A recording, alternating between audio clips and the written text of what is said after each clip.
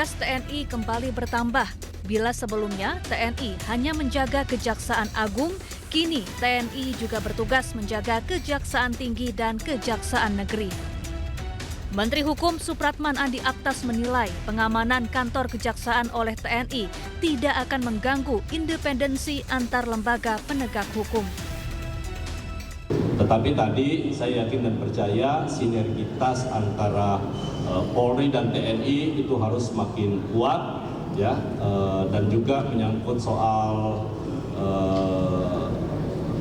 untuk menjaga keamanan dan lain sebagainya, itu saya rasa tusinya sudah jelas, ya.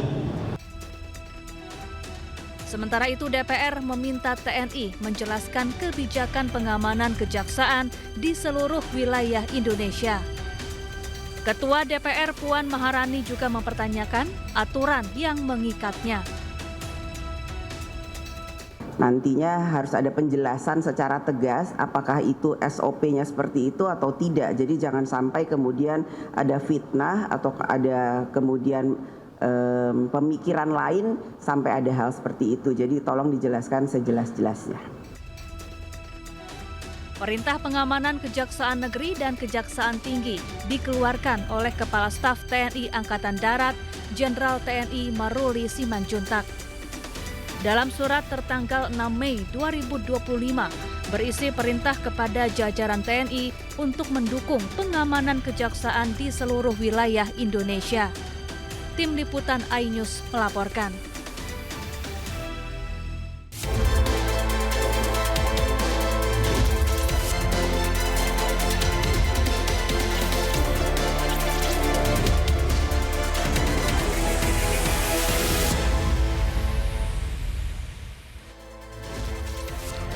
Selamat siang pemirsa, TNI akan menjaga kejaksaan di seluruh Indonesia. Sementara Wakil Presiden Gibran Rakabuming Raka beri solusi kirim anak bermasalah ke pesantren. Selain informasi tadi, kami juga akan hadirkan beragam informasi menarik dan terkini terkait kebijakan hingga kegiatan para pemimpin bangsa. Bersama saya Deswita Bionda, inilah Pemimpin Rakyat, Pemimpin Beraksi, Rakyat Awasi.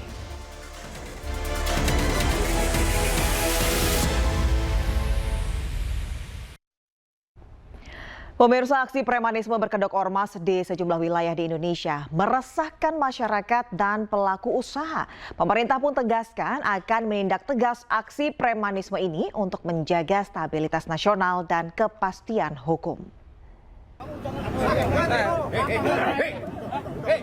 Jangan pakai kekerasan. Jangan. Maraknya aksi premanisme di sejumlah wilayah di Indonesia meresahkan masyarakat. Di kawasan industri Delta Mas Cikarang, Kabupaten Bekasi, Jawa Barat, sekelompok preman berkedok ormas memblokade jalan. Blokade jalan dilakukan lantaran ahli waris merasa keberatan adanya pembangunan di lahan yang dianggap masih bersengketa. Oh, siapa? Di Jakarta, polisi menangkap 6 terduga pelaku aksi premanisme dan intimidasi terhadap purnawirawan Polri yang menjadi kepala keamanan di Pasar Induk Rabat Jati. Buntut aksi premanisme itu, posko ormas yang berasal dari BPPKB Banten yang berada di area Pasar Induk Rabat Jati dibongkar petugas. Di Karawang, Jawa Barat, 65 orang preman berkedok anggota ormas yang kerap meresahkan di kawasan industri ditangkap. Para pelaku melakukan aksi memalak kepada pelaku usaha hingga pekerja di kawasan industri. Menanggapi hal itu, Kapolri Jenderal Listio Sigit Prabowo menegaskan akan menindak tegas premanisme berkedok ormas. Pemberantasan premanisme itu akan dimaksimalkan dalam operasi pekat yang akan dilakukan serentak di seluruh Indonesia. Bagaimana kita terus mendorong agar anggota semakin banyak hadir di tengah-tengah masyarakat, di tengah isu-isu yang kemudian memerlukan kehadiran Polri, antara lain seperti pemberantasan preman di wilayah-wilayah tertentu, wilayah industri, kemudian kasus-kasus lain yang mengganggu debt collector dan sebagainya. Satgas Premanisme nantinya akan bekerja sama dengan pemerintahan daerah dan menteri-menteri terkait, salah satunya adalah Kementerian Dalam Negeri. Terutama Jadi Satgas ini lebih utamanya adalah bagaimana menegakkan aturan-aturan yang sudah ada. Jadi siapa yang berbuat apa. Sekali lagi, yang kalau pidana ya otomatis penegak hukum kepolisian. Kalau yang berbadan hukum dari Kementerian Hukum. Kemudian kalau yang terdaftar di Kementerian Negeri, otomatis dari Kementerian Negeri. Salah satu sanksinya adalah membuat surat untuk melepaskan status keterdaftarannya. Nah, apa resikonya ya ormas-ormas yang tidak terdaftar, yang dinyatakan tidak terdaftar ini tidak mendapatkan pelayanan fasilitas pemerintah. Keberadaan ormas yang menyimpang dari fungsi sosialnya dan yang melanggar ketertiban umum tentunya tidak dapat dibiarkan terus-menerus karena meresahkan masyarakat dan para pelaku usaha. Tim Liputan, iNews melaporkan. 3 tersangka dalam kasus kematian Dr. Aulia Risma, mahasiswi program pendidikan dokter spesialis, resmi diserahkan ke Kejaksaan Negeri Semarang. Ketiganya ditahan oleh Kejaksaan Negeri Semarang hingga 20 hari ke depan.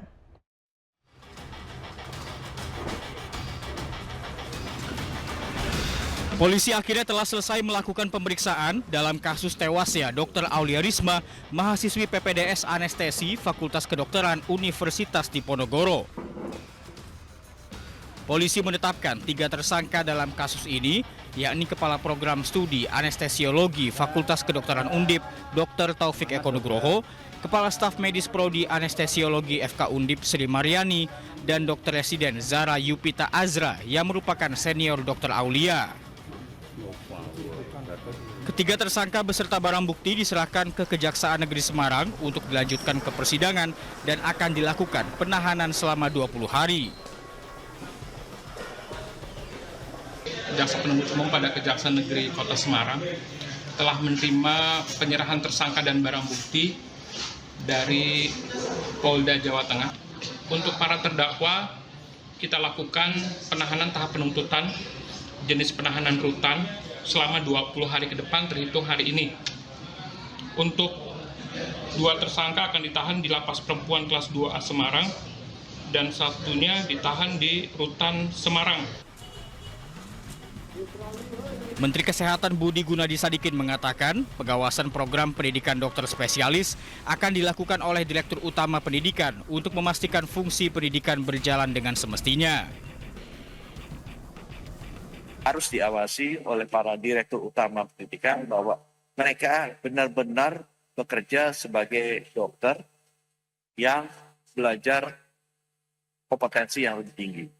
Bukan digunakan untuk melakukan pekerjaan-pekerjaan lain yang tidak esensial.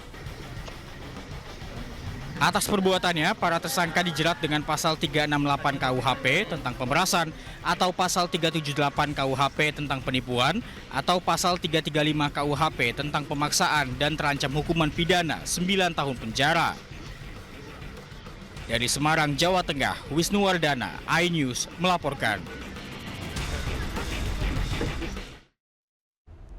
Pemirsa, kasus perundungan kerap terjadi di dunia kedokteran. Mirisnya, perundungan atau bullying terjadi di Fakultas Kedokteran Universitas ternama di Indonesia.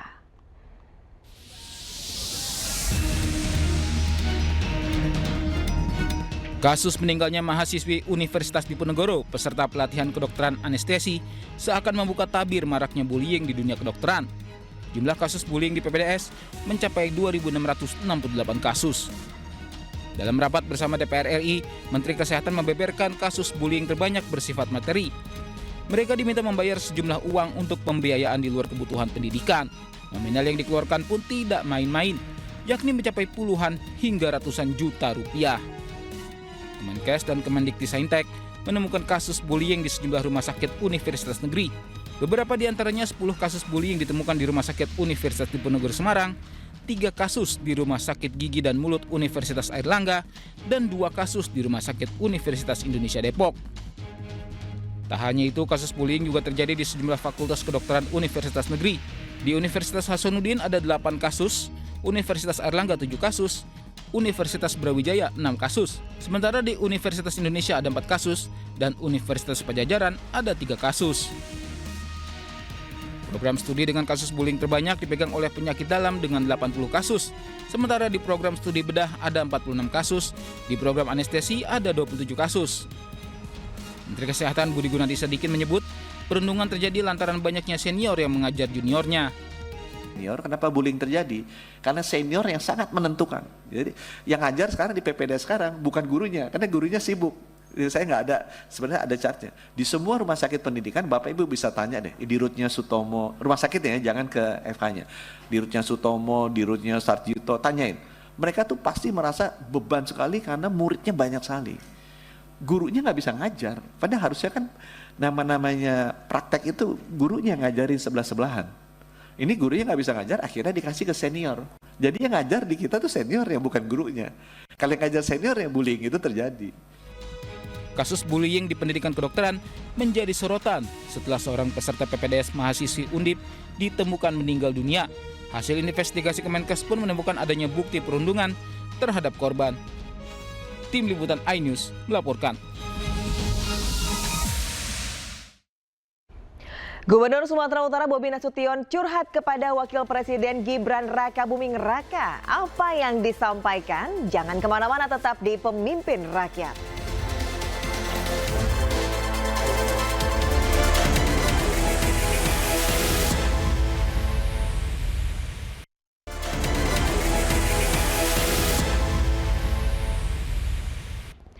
Pemirsa, Gubernur Sumatera Utara Bobi Nasution curhat soal Sumatera Utara menjadi juara kasus narkoba di Indonesia kepada Wapres Gibran Rakabuming Raka. Bobi menyampaikan masalah-masalah yang ada di Sumatera Utara kepada Wapres Gibran. Salah satunya adalah Sumatera Utara menjadi provinsi dengan kasus narkoba terbanyak di Indonesia.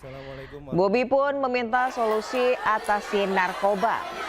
Curhatan disampaikan Bobi dalam acara penutupan Muktamar ke-14 Persatuan Umat Islam yang digelar di kantor Gubernur Sumatera Utara.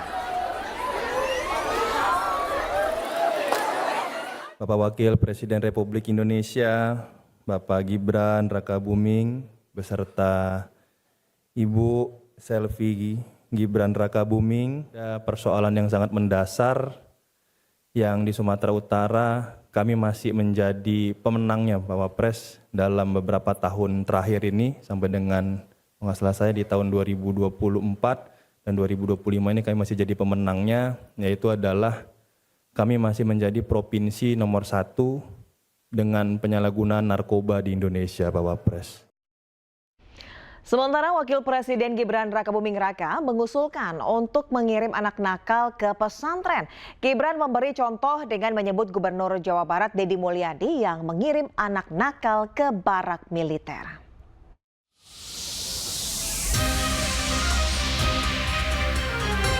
Wakil Presiden Gibran Rakabuming Raka ikut menghadiri acara penutupan Muktamar ke-14 Persatuan Umat Islam di kantor Gubernur Sumatera Utara.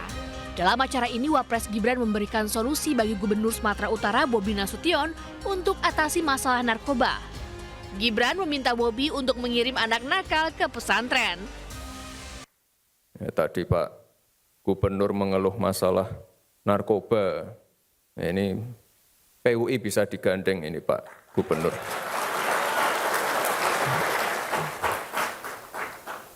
Mungkin ada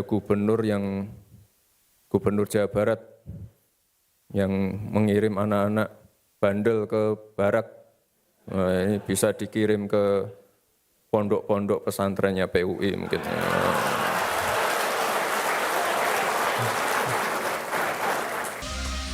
Di Jawa Barat sendiri, Deddy Mulyadi, Gubernur Jawa Barat, mengirimkan anak-anak nakal ke barak militer.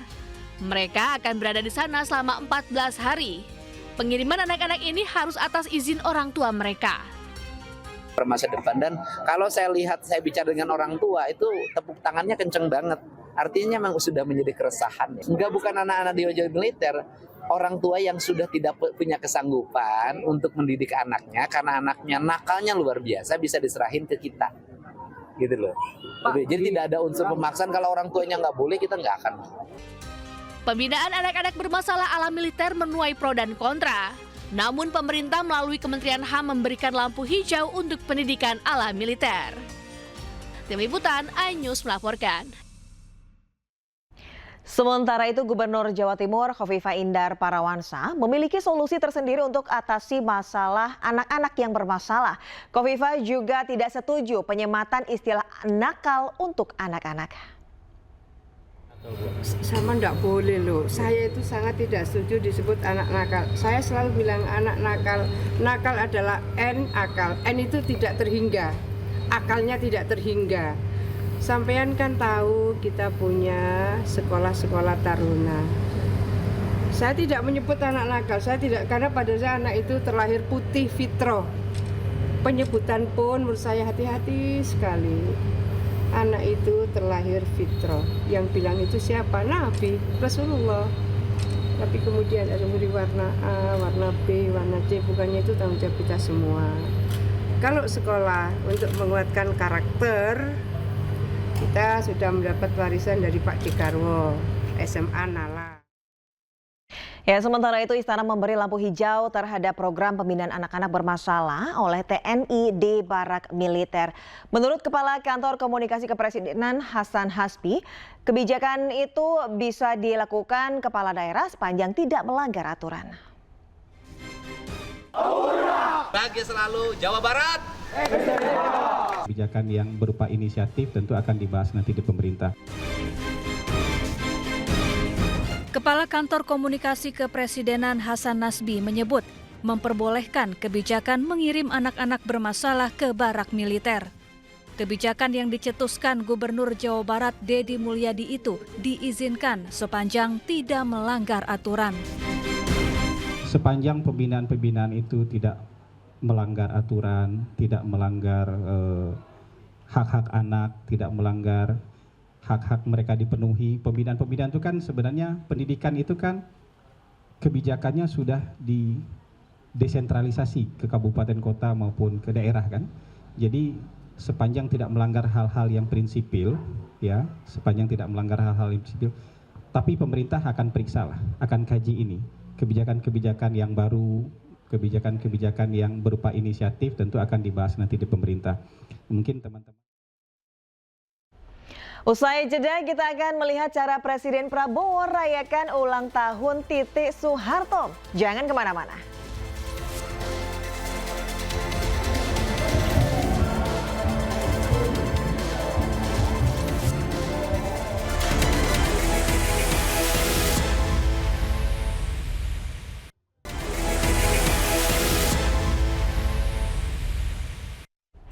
Anda kembali di Pemimpin Rakyat. Pemirsa, saat ini ratusan RW di Jakarta berstatus siaga tuberkulosis atau TBC. Masyarakat yang pernah kontak erat dengan penderita TBC diimbau untuk periksa ke dokter. Ada 274 RW di Jakarta berstatus siaga tuberkulosis atau TBC. Untuk menekan angka penularan kasus TBC di Jakarta yang terbilang sangat tinggi, Dinas Kesehatan DKI Jakarta melakukan pengendalian kasus TBC berbasis komunitas. Masyarakat yang dirasa pernah melakukan kontak erat dengan penderita TBC diminta agar segera memeriksakan diri ke fasilitas kesehatan yang ada di Jakarta. Pasukan putih pun diluncurkan untuk tracing kasus TBC di Jakarta. Kami namakan adalah kita yang juga mengenai program-program Quick Wins 100 hari di bidang kesehatan. Baik, setelah kita mendengarkan Kasus TBC di Indonesia terus meningkat dan berikut data dari Kementerian Kesehatan. Kasus TBC terbanyak dipegang oleh India dengan 2.800.000 kasus, 315.000 meninggal dunia. Indonesia berada di posisi kedua dengan 1,90 juta kasus, 125.000 diantaranya berakhir dengan kematian. Sementara di Cina berada di posisi ketiga dengan 741.000 kasus, 25.000 diantaranya meninggal dunia.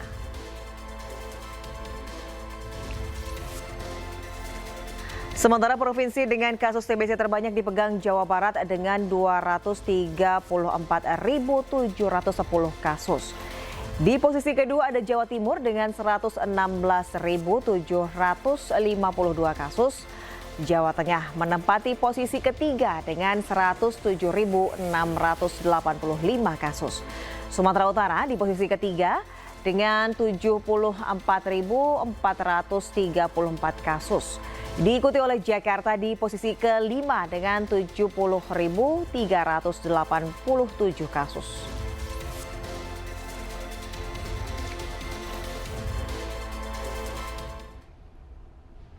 Sementara itu saat ini vaksin TBC kerjasama dengan Gates Foundation memasuki uji klinis fase 3. Indonesia menjadi salah satu negara yang terlibat dalam pengembangan vaksin tuberkulosis.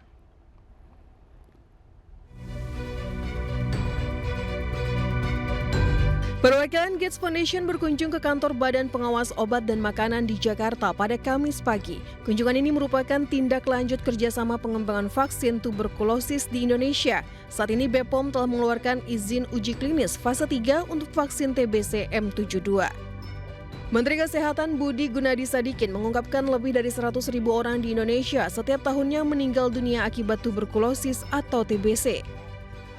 Sekarang TBC di dunia 1 tahun 1 juta yang meninggal. Ini besar sekali, lebih besar dari COVID. Yang nomor di Indonesia setiap tahun 100.000 lebih meninggal. Jadi 5 menit 2. Jadi kita ngomong nih, mungkin 4 orang meninggal TBC. Itu tinggi sekali.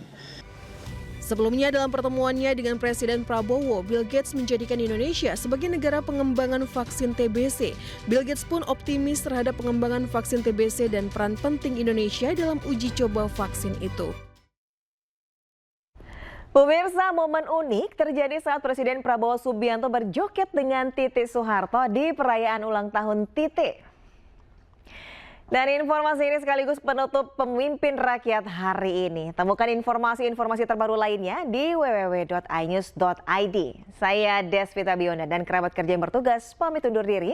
Pemimpin Rakyat, pemimpin beraksi, rakyat awasi. Sampai jumpa.